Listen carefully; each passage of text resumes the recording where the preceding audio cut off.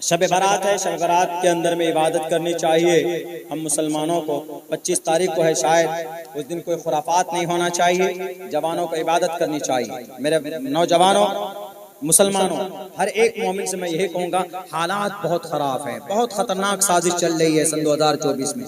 सन 2024 के अंदर में अगर मौजूदा हुकूमत इख्तिदार में आती है, अल्लाह से भी दुआ करें कि अल्लाह जालिमों को कुर्सी इख्तिदार पर न बैठाए। जो भी जालिम है अगर बैठ गए तो इस देश के अंदर में वो कुछ होगा आइंदा कि भाई जिसका आप अंदाजा नहीं कर सकते। लेकिन हमें डरना नहीं है। वला तहिनु वला तहज़नु, अल्लाह कहता है कि डरो भी मत, घबराओ भी मत, मोमिन बनकर रहो और अल्लाह से मदद मांगो। अल्लाह से बड़ी ताकत इनकी नहीं है, इन बुलडोजर वालों की। अल्लाह के पास भी एक बुलडोजर है जो पूरी दुनिया की बुलडोजर एक तरफ, अल्लाह का बुलडोजर एक तरफ। सुभान अल्लाह, नारा तकबीर, नारा तकबीर।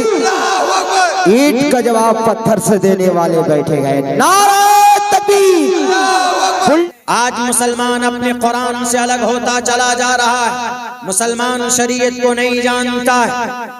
हमें आज शरीयत को जानने की जरूरत है। हमें अपने कुरान को घर घर तक इसका पैगाम पहुंचाना है।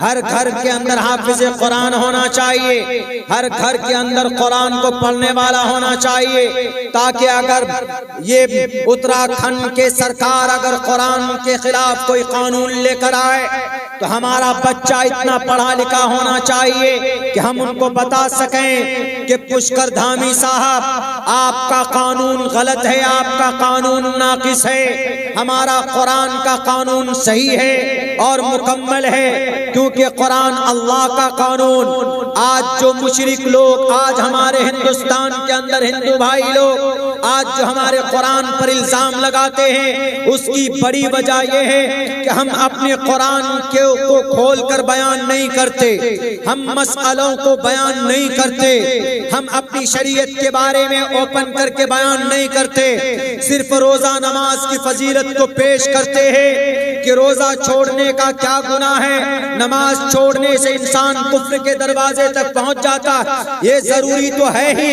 लेकिन कुरान में जो मसला अल्लाह ने बयान किया है, मदरसों का क्या फायदा है, ये जो अल्लाह तबारक व तआला के आखिरी नबी मोहम्मद रसूलुल्लाह ने बताया है, ये हमें खोल खोल कर बयान करना होगा। और हमें डरने की जरूरत नहीं है किसी से।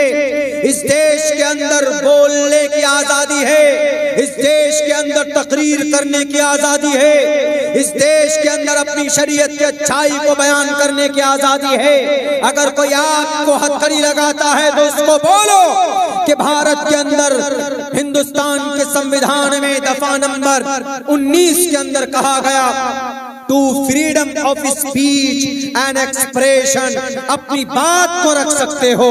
All citizens shall have the right, Bharat के एक एक नागरिक को बोलने की आजादी है, उसके मजहब की अच्छाई को रखने की आजादी है। मुझे कोई नहीं रोक सकता, या किसी भी भारत के नागरिक को कोई नहीं रोक सकता है, क्योंकि भारत का संविधान उसको इजाजत देता है।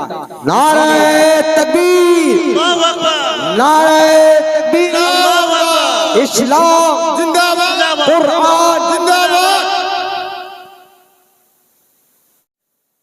पहले जमाने में अल्लाह की मदद बहुत आती थी, खुलकर आती थी।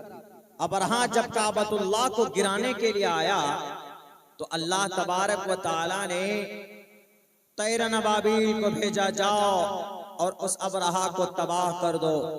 तैरन अबाबील तरमीहिम बिहिजारतिम मिन सिज्जीलिन फजअलहुम कास्फिम माकूल। वो तैरन अबाबील आता है, अपने चोंच में एक छोटा पत्थर, छोटा दाना मुंह में लेता है, दोनों टांग में दो लेता है और उसको हाथी के ऊपर, फौजों के ऊपर छोड़ देता। जिसके ऊपर वो पत्थर गिरता है वो वहीं पर तबाह बर्बाद हो जाता। लेकिन उनको भेजा किसने था?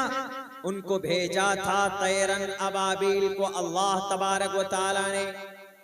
कुरान करीम में एक छोटी सी सूरत है, सूरह कैफ, अलम तरा कैफ फअल रब्बुका बिअस्हाबिल फील अलम यजअल कैदहुम फी तज़लील व अरसल अलैहिम तैरन अबाबील तरमीहिम बिहिजारतिन मिन सिज्जीलिन फजअलहुम कास्फिम माकूल।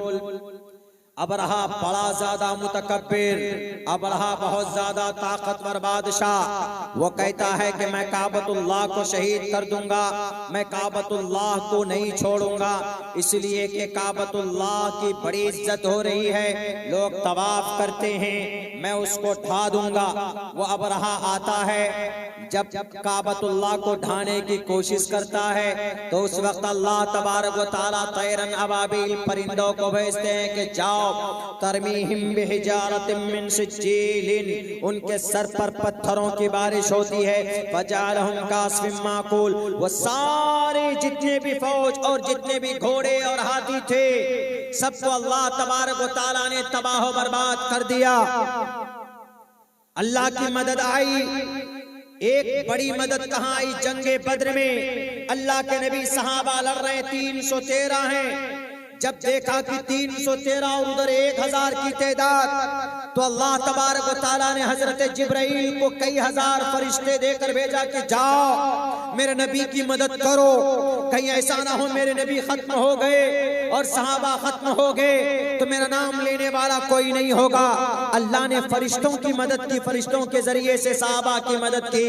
लेकिन आज मस्जिद अक्सा इन शराबियों के कब्जे में है। आज हमारी मस्जिद, आज हमारी ज्ञानवापी मस्जिद ये करप्ट लोगों के शिकंजे में जा रही है। उससे पहले एक मस्जिद शहीद की जा चुकी है और दूसरे नंबर पर हमारे भारत के अंदर कई मस्जिदें शहीद कर दी गई।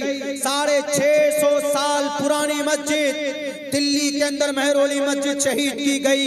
अल्लाह की मदद क्यों नहीं आ रही है? अल्लाह के फरिश्ते क्यों नहीं आ रहे जमीन पर? समाज के अंदर टोपी और दाढ़ी वालों को ट्रेन में जाते हुए ऐसे पकड़ कर मारा जाता है। अगर कोई मौलाना मिल जाए तो उसको नाम पूछकर उसको गोली से उसको शूट कर दिया जाता है। यही हल्द्वानी में मदरसे और मस्जिद शहीद किए गए, ठीक था, लेकिन गोलियों से देख देख कर तकरीबन 30 लोगों को इनकाउंटर किया गया। इतना सब कुछ होने के बावजूद भी अल्लाह की मदद नहीं आ रही। क्यों? पता है? सिर्फ इसलिए कि आज का मुसलमान कुरान के खिलाफ जिंदगी गुजार रहा है, आज का मुसलमान शरीयत के खिलाफ जिंदगी गुजार रहा है, आज का नौजवान कुरान से कोई मोहब्बत नहीं, मुसलमानों को शरीयत से कोई मोहब्बत नहीं। अल्लाह कुरान में कहता है अकीमुस्सलाह, नमाज अदा करो, मुसलमान नमाज नहीं पढ़ता। अल्लाह कुरान में कहता है कि सूद मत खाओ, मुसलमान सूद खाता है। अल्लाह कुरान में कहता है कि शराब गंदी चीज है, मुसलमान शराब पीता है। अल्लाह कुरान में कहता है ज़कात दो, मुसलमान ज़कात नहीं देता है।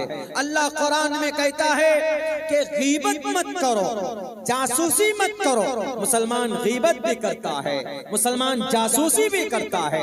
अल्लाह कुरान में कहता है कि लोगों के माल को बेईमानी से मत खाओ, मुसलमान दुनिया में बेईमानी करता है, मुसलमान झूठ बोलता है। बताइए ये सब कुरान के खिलाफ है कि नहीं है? जब मुसलमानों, जब मोमिन बंदा कुरान और शरीयत के खिलाफ जिंदगी गुजारता है तो अल्लाह की मदद नहीं आती है, फिर जालिम बादशाहों को मुसल्लत करता है।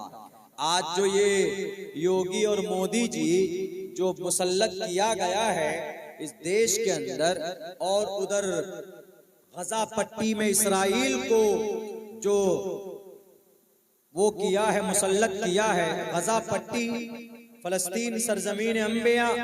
क्यों पता है आपको? क्योंकि मुसलमानों का रिश्ता कुरान से कमजोर हो गया है। हमारे किसी भी नौजवान से पूछिए कि are you able to recite the holy Quran, are you able to recite the Surah Fatiha, क्या तुम सूरह फातिहा की तिलावत करके सुना सकते हो? हमारा जवान कहेगा कि नहीं मौलाना, I am not, I can not, मैं नहीं कर सकता।